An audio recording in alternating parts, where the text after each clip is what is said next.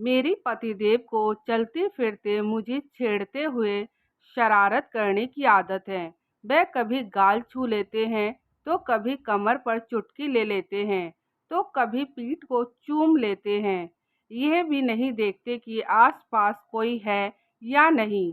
बस मेरे प्रति अपना ढेर सारे प्यार को सरेआम जता देते हैं। मैंने मना करने पर या शर्म करो कहने पर कहते हैं, अरे यार, अपनी खुद की बाकायदा बीवी को छेड़ रहा हूँ, कोई राह चलती लड़की को नहीं, और प्यार जता रहा हूँ, सता नहीं रहा। समझी जानू? बेशक मुझे भी उनका यूं प्यार जताना गुदगुदा जाता है। कभी चुपके से मैं भी इनकी पप्पी ले लेती हूँ। हम मियाँ बीवी जो हैं, पर मैंने नोटिस किया कि मेरी काम वाली रेनू हम पति पत्नी की ये अटखेलियाँ दरवाजे के पीछे खड़ी रहकर छिप छिप कर देखती है। पहले तो मुझे लगा कि यह मेरा भ्रम है, पर अब तो रेनू ऐसी हरकतें बार बार करने लगी थी। वैसे रेनू बहुत अच्छी लड़की है, स्वभाव भी मिलनसार और काम भी परफेक्ट। कभी शिकायत का मौका नहीं देती। जब वह कुंवारी थी तभी से हमारे घर में काम कर रही है। अभी 1 साल पहले ही उसकी शादी हुई थी। ससुराल यहीं पास ही में है, तो शादी के बाद रेनू ने काम नहीं छोड़ा। रेनू हमारे परिवार से घुल मिल गई है। दरअसल कुंवारी लड़कियों को ऐसी हरकतें देखने की उत्सुकता रहती है, पर रेनू की तो अब शादी हो गई है। उसका पति भी उसे प्यार करता होगा, शारीरिक सुख देता होगा, फिर हमें प्यार जताते देखने की इतनी ललक क्यों है?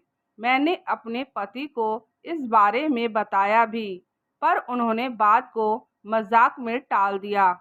पर मैं अब सतर्क हो गई थी। जब रेनू काम करने आती थी, तब मैं अपने पति से दूरी बनाने की कोशिश करती थी। यूं ही साल भर बीत गया। एक दिन बिना बताए रेनू काम पर नहीं आई।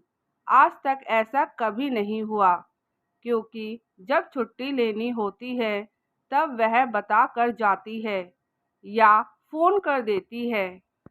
हमने सोचा कि आ गया होगा कोई काम, पर जब वह दूसरे दिन भी नहीं आई तो मैंने उसके पति को फ़ोन लगाया, पर कोई रिप्लाई नहीं।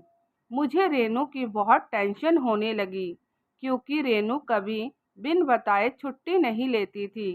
इनको ज़्यादा फिक्र नहीं थी, तो बोले, अरे कोई दूसरी काम वाली रख लो ना यार, कहाँ दूसरे के झमेलों में पड़ती हो। मुझे ऑफिस के लिए देर हो रही है, मैं चलता हूँ। पर मेरे मन को चैन नहीं था, तो इनके ऑफिस जाते ही मैं निकल गई। मुझे रेनू का ससुराल पता था। वह पास वाली बस्ती में ही रहती है, इसलिए घर देखा हुआ था। मैंने स्कूटी गली के नाके पर पार्क की और छोटी सी पगडंडी पर चलते हुए उसके घर पहुंची। देखा तो रेनू की सास आंगन में बैठी सब्जी काट रही थी। मैंने पूछा, मौसी, रेनू कहाँ है? 4 दिन से काम पर नहीं आई। यह सुनते ही मौसी तुनक कर खड़ी हो गई और दहाड़ते हुए बोली, नाम मत लो उस उल्टा का, हमारी इज्जत पर पानी फेर दिया उस करमजली ने। मैंने हकीकत जाननी चाहिए, पर वह तो रेनू को गालियां देती घर के भीतर चली गई। पड़ोस के घर में खड़ी एक लड़की चुपके से मुझे देख रही थी। मैं उसके पास गई तो वह भी दरवाज़ा बंद करने लगी, पर मैंने धक्का देकर दरवाज़ा खोल दिया और पूछा, अगर तुम्हें पता हो तो सिर्फ इतना बता दो कि रेनू कहाँ है?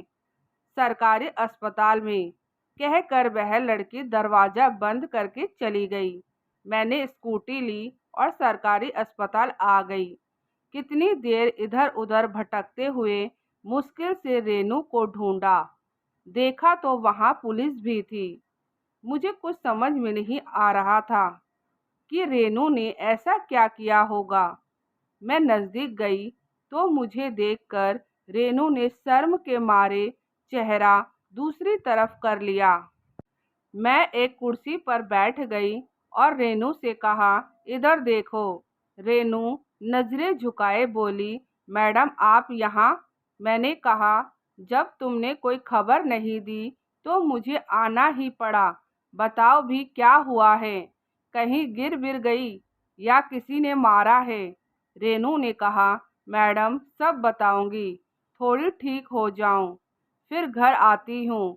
यहाँ कुछ बताना ठीक नहीं। मेरी बात सुनकर आप ही इंसाफ करना कि मैं सही हूँ या गलत। मुझे लगा कि शायद कोई गंभीर बात है, इसलिए मैंने कहा, ठीक है, मैं इंतज़ार करूँगी। मैंने उसको कुछ पैसे दिए और कहा, किसी भी चीज़ की ज़रूरत हो तो फ़ोन करके बता देना। और मैं घर आ गई। आहिस्ता आहिस्ता 2 महीने बीत गए। एक दिन अचानक रेनू का फ़ोन आया, मैडम आप घर पर हैं क्या। मैंने कहा, हाँ घर पर ही हूँ। वह बोली, अभी आई।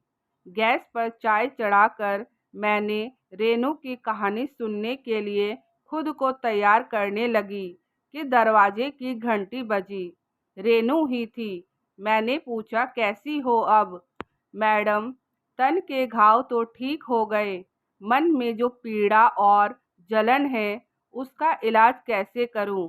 मैंने पानी और चाय पिलाकर रेनू को शांत करवाया। मैंने भी चाय पी और कहा, चल अब दोनों शांति से बात करते हैं। रेनू ने कहा, मैडम सबसे पहले आप बताइए कि क्या सिर्फ पेट की भूख ही तन को जलाती है। जवान खून को तन की प्यास भी लगती है कि नहीं। शारीरिक ज़रूरत जितनी मर्दों को जलाती है उतनी ही औरतों को भी जलाती है कि नहीं। शादी के बाद भी इस जोश का इलाज ना हो तो औरत को क्या करना चाहिए। मैडम मेरी शादी को 2 साल हो गए हैं पर अभी तक कुंवारी हूँ। मेरा पति आलोक नामर्द है। आज तक उसने मुझे छुआ तक नहीं। मेरे भीतर का जोश लावा की तरह धड़क रहा है। अगर यही सब मर्द के साथ होता तो अपनी ज़रूरत पूरी करने के लिए वह कहीं भी मुंह मारता कि नहीं। कौन इस तन की आग से बच पाया है। एक लड़की कितने सपने आंखों में भरकर शादी करती है, पति के प्यार को तरसती है, पर मेरे नसीब खोटा है। मुझे एक ऐसा पति मिला जो औरत की जिस्मानी ज़रूरत पूरी करने में नाकाम है। मैंने कहा, रेनू तो इस बात पर अपने पति से तलाक ले सकती है और दूसरी शादी कर सकती है। रेनू ने कहा, मैडम हमारे समाज में एक बार लड़की जिस घर में ब्याह दी जाती है वहीं से उसकी अर्थी उठती है। तलाकशुदा लड़की का पूरा समाज बहिष्कार करता है। मैडम इसी नामर्द के साथ मुझे जिंदगी बितानी होगी, तिल तिल मरना होगा। मेरे जेठ जेठानी का कमरा हमारे कमरे के पास ही है। आधी रात तक उन दोनों के कमरे से आ रही प्यार की मधुभरी आवाज़ें मेरे कानों में ऐसे चुभती हैं जैसे धधकता लावा किसी ने मेरे कानों में उड़ेल दिया हो। जेठ जी के बदन मसलने पर जेठानी के मुंह से निकलती आहें और सिसकियां मेरे भीतर हवस की ज्वाला भड़का देती है। मैं बेकाबू सी अपने पति से लिपट कर उनको जोश में लाने की कोशिश करती हूँ, पर उस ठंडे समंदर में उफान उठता ही नहीं। आपको शायद पता होगा कि साहब जब आपको छेड़ते और शरारत करते थे तब मैं चुपके से देखती थी। आपको देखकर मेरा भी मन करता कि कोई मुझे भी छेड़े, मुझे भी प्यार करे। एक दिन मेरे ताऊ ससुर का लड़का मोहन घर आया था, एकदम जवान। उसके गठीले बदन को देखकर मेरे भीतर खलबली मच गई। उसकी नज़र मेरे ऊपर पड़ते ही मैंने होठों पर जीभ रगड़कर अपनी प्यास जाहिर कर दी। फिर तो वह बार बार हमारे घर आने लगा। हम दोनों एक दूसरे को जी जान से चाहने लगे। एक दिन मेरे घर पर कोई नहीं था।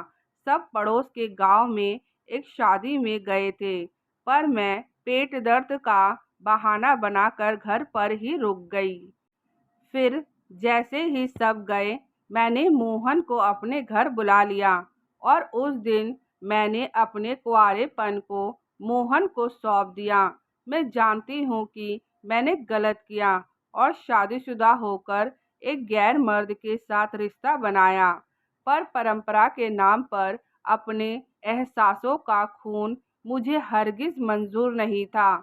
इस पूरे कांड में गलती सिर्फ मेरे पति आलोक की थी, जिसने जानबूझकर मेरी जिंदगी खराब की। इसलिए मैंने अपनी आग बुझाने का जो रास्ता सही लगा वह अपनाया। उस दिन मैंने और मोहन ने जी भर कर एक दूसरे पर प्यार लुटाया। उसके बाद जब भी मौका मिलता, मोहन मेरी शारीरिक ज़रूरत पूरी कर देता। मैडम, मैंने सिर्फ शारीरिक ज़रूरत के लिए मोहन से रिश्ता नहीं बनाया, बल्कि हम दोनों एक दूसरे से दिलो जान से प्यार करते हैं।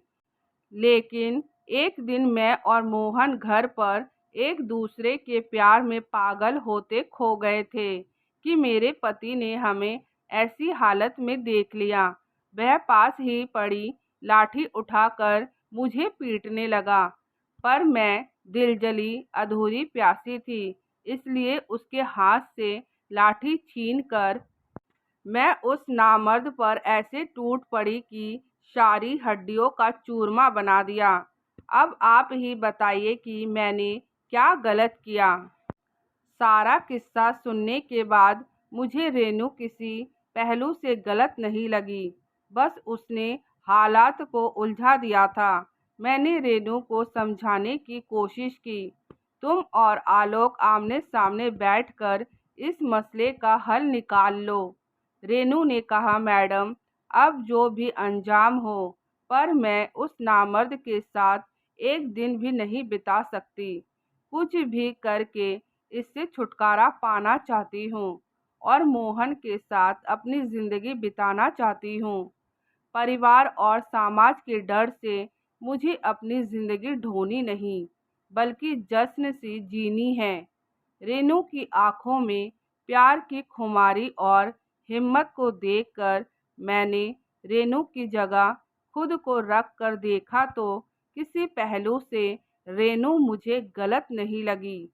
मैंने उससे कहा, देखो, तुम गलत बिल्कुल नहीं हो। प्यार और जंग में सब जायज़ है। शादी टूटने में हर बार औरत ही जिम्मेदार नहीं होती, बल्कि इस तरह थोपा गया रिश्ता टूट जाए वही सही है। रेनू मेरे गले लगते हुए बोली, मेरी भावनाओं को समझने के लिए बहुत बहुत धन्यवाद मैडम।